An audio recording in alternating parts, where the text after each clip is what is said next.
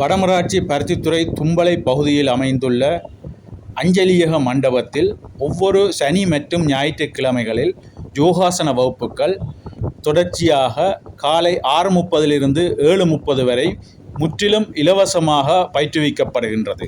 அப்பிரதேசத்தைச் சேர்ந்த மக்களுக்கு பல்வேறுபட்ட சமூக பணிகளை தொடர்ச்சியாக மேற்கொண்டு வரும் அஞ்சலியக நிர்வாகத்தினரால் இந்த இலவச யோகாசன வகுப்புகள் நடாத்தப்படுகின்றது. வடமராட்சி மண்ணின் புகழ்பூத்த தற்காப்பு கலை ஆசான் சீகான் மாணிக்கவாசகம் ரத்னசோதி அவர்களால் வடமராட்சியின் பல்வேறுபட்ட பகுதிகளில் இவ்வாறான யோகாசன வகுப்புகள் நடாத்தப்பட்டு வருகின்றது குறிப்பிடத்தக்கது.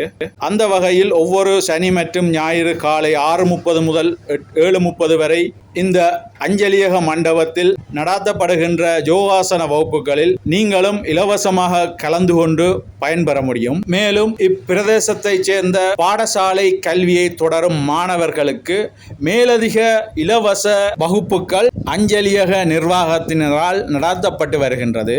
உலகெங்கிலும் உள்ள பல கோடி மக்கள் யோகாசனத்தின் மகத்துவத்தை உணர்ந்து தமது அன்றாட வாழ்வில் ஓர் அங்கமாக கடைபிடித்து வருகின்றனர்.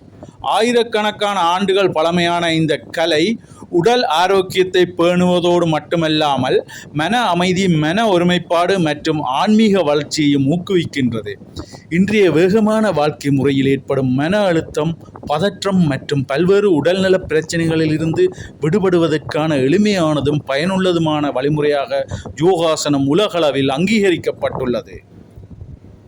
வயது, பாலினம், மொழி, மதம் என்ற எந்த வேறுபாடுகளுமின்றி அனைவராலும் பயிலக்கூடிய இந்த உயரிய வாழ்க்கை கலை அஞ்சலியக நிர்வாகத்தினரால் இப்பிரதேசத்தைச் சேர்ந்த மக்களுக்கு வழங்கப்படுகின்ற ஒரு மகத்தான சேவையாகும். சேவையை தொடர்ச்சியாக வழங்கி வருகின்ற அஞ்சலியகமானது இந்த பிரதேசத்தில் அமைந்திருப்பது இப்பிரதேச மக்களுக்கு கிடைத்த ஒரு வரப்பிரசாதமாகும்.